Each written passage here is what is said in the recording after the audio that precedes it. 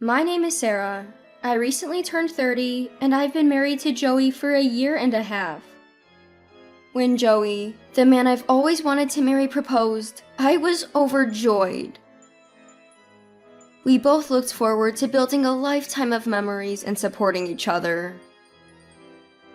In hindsight, those were truly happy times. The first signs of trouble in my marriage came about 3 months after we tied the knot.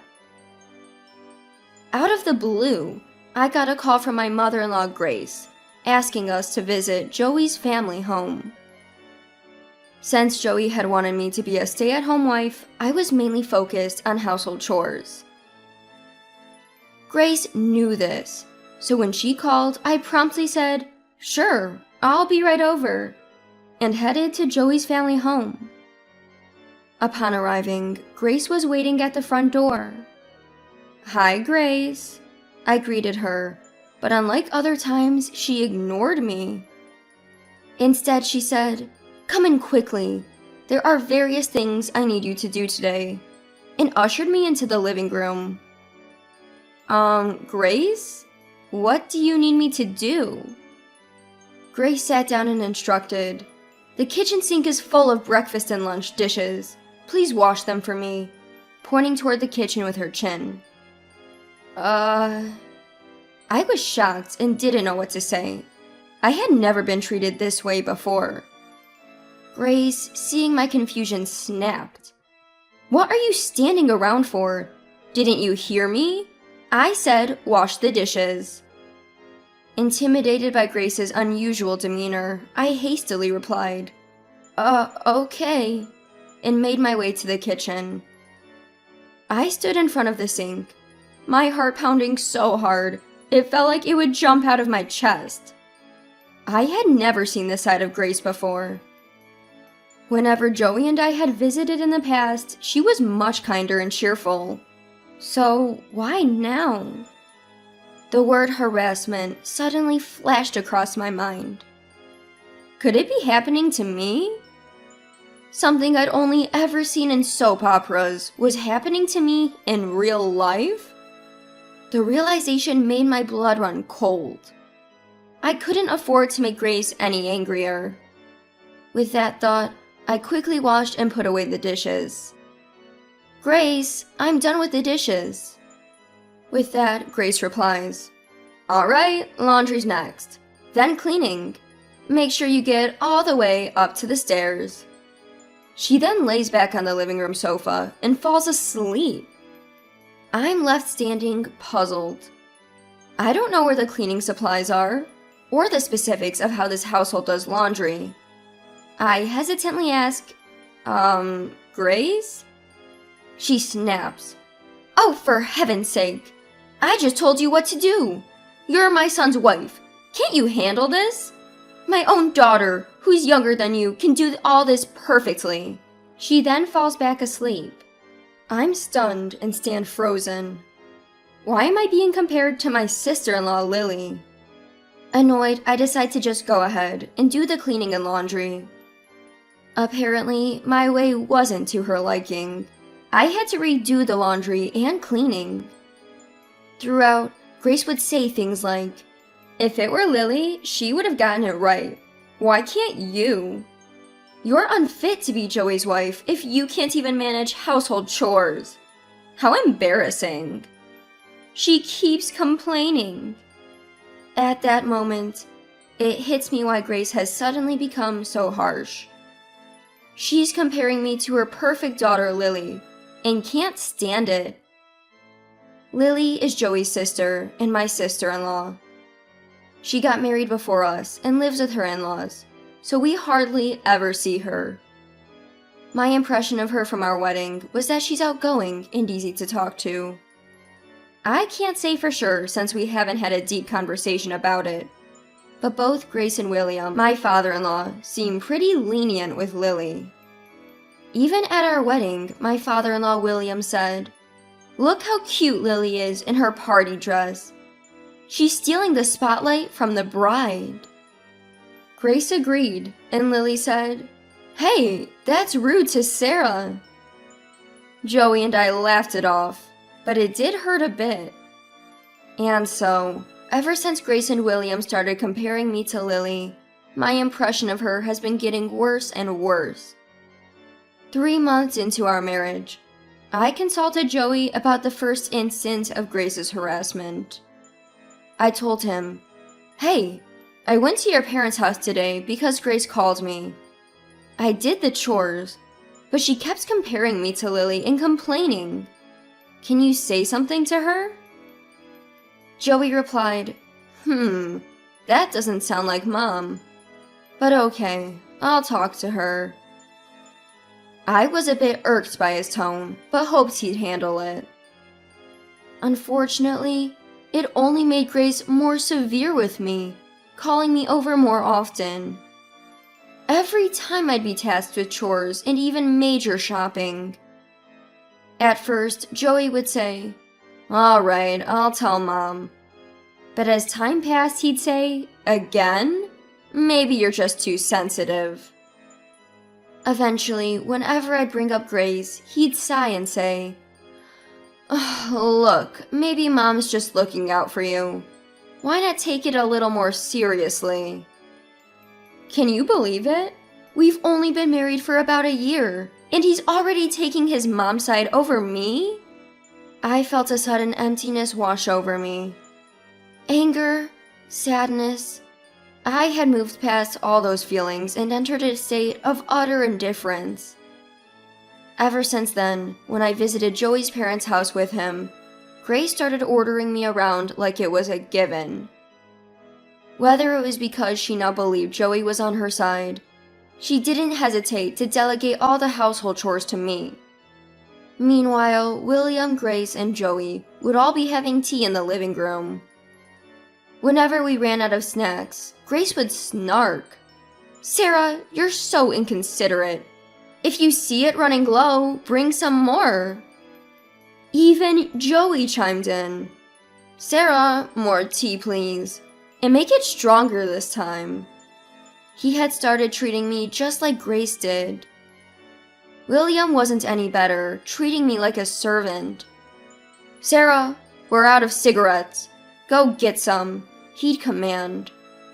I wanted to scream, "Buy your own darn cigarettes. Joey, Grace, make your own tea and snacks." But what could I do? I was alone, and changing my situation seemed impossible. Fast forward a year and a half into our marriage. I was once again at Joey's family home. These days, Grace would call me over on Joey's days off, and both of us were obligated to go.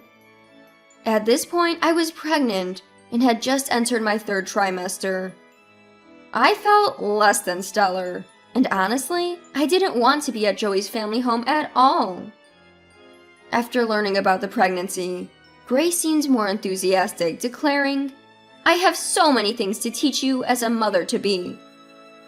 But in reality, she just had me doing housework for them, with neither Joey nor William lifting a finger to help. Doing as Grace ordered, I felt periodic stomach cramps and discomfort, even cold sweat. Standing was becoming a struggle. Despite this, Grace said, "Lily did housework even when she was pregnant, you know? You're slacking off a bit, don't you think?" Sure, my morning sickness might not have been severe, only some nausea and fatigue. But now, in my 3rd trimester, I felt weighed down, struggling just to stand. Hours later, while I was preparing dinner in the kitchen, a sharp pain suddenly hit my stomach, and I crouched down. At that moment, the front door opened. "We're home!" echoed a loud voice. From the living room, I heard Joey and William asking, "Ah, you're back. Where's Mom?" It was clear that Lily had returned. Footsteps started to approach. "Mom, what's for dinner today?" Lily walked into the kitchen and was startled to see me hunched over in pain. "What's going on, Sarah? Are you okay?" She hurried over to me. "Sorry, my stomach's hurting a bit." Hearing this, Lily looked at my belly and asked awkwardly, "Sarah, could you be pregnant?" "Didn't Joey tell you? I'm already 8 months along." I thought Joey had informed Lily since he told me he would when I entered my stable trimester. Suddenly, Lily started trembling.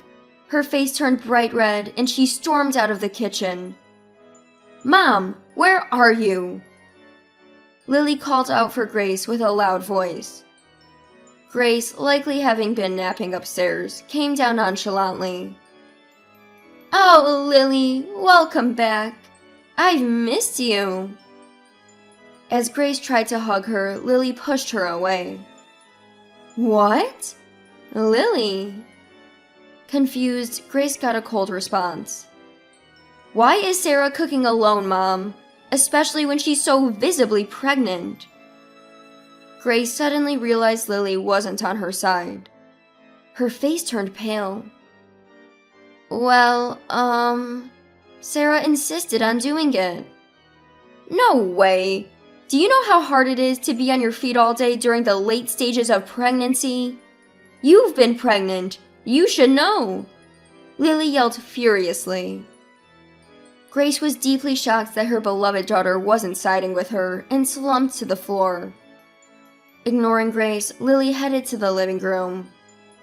Picking up a newspaper, she hit Joey on the head and yelled, "Who got Sarah pregnant while you sit here playing on your phone? Aren't you ashamed?" What?"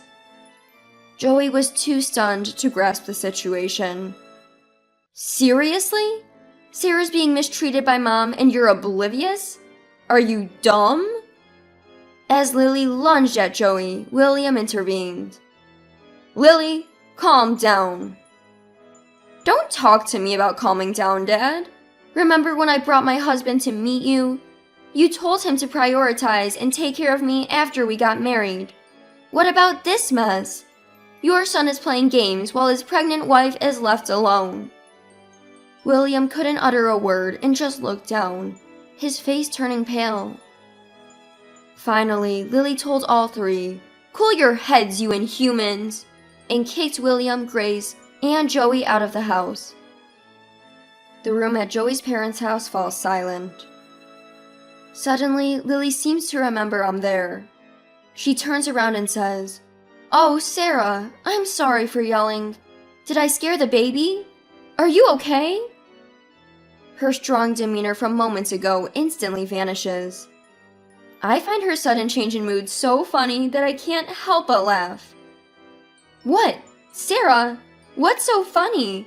I'm really concerned here."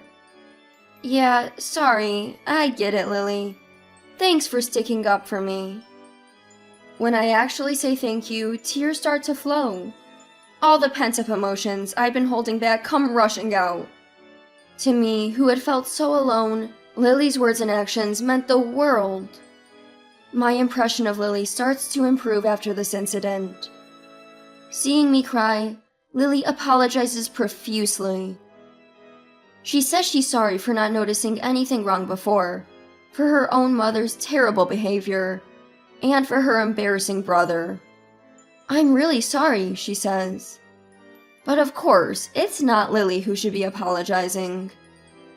Grace for what she did, and William and Joey for turning a blind eye. They're also in the wrong. Even I am for not seeking help sooner. I assure Lily, "Don't worry, it's all good now." And we sit down to the dinner I'd prepared. Afterwards, Lily drives me home. A few hours later, a likely scolded Joey returns. He's completely changed his tune, saying, "Sarah, I'm really sorry about everything. It won't happen again." When I report this to Lily, she says, "That's good to hear. But if anything like this happens again, don't hesitate to divorce him." And I fully intend to. Grace and William visit our home later to formally apologize. "We were wrong. We're really sorry." From that point on, no more summons to Joey's family home, and no more harassment from Grace. Joey also stopped suggesting we visit his family, allowing me to relax for the remainder of my pregnancy. All thanks to Lily. We've been in touch frequently since then, even having casual phone calls. We chat about this and that, feeling like real friends. Once things settle down after the baby's born, I plan to visit Joey's family again. When I tell Lily, she says, "Let me know when you're going. We'll plan a family visit too." It's so reassuring to have her. From the bottom of my heart, I'm glad Lily is here. I think everything will be okay now. With Grace, with Joey, I think we'll manage. And I owe this newfound confidence to Lily. If Lily ever needs help, I want to be the one to assist her. That's how I go through each day now.